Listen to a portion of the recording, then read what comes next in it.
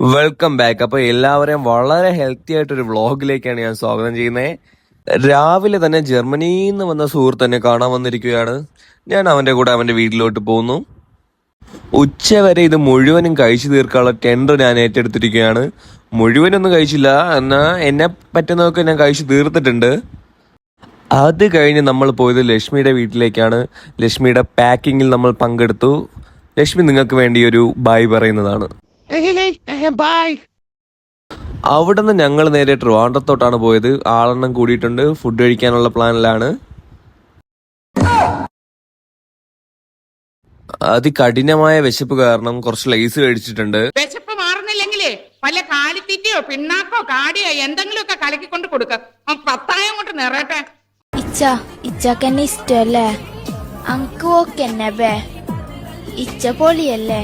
ഇച്ചാനെ ആർക്ക് ഇഷ്ടാവാത്തത്? അപ്പോഴേക്കും നമ്മൾ വിഴിഞ്ഞത്തെത്തി.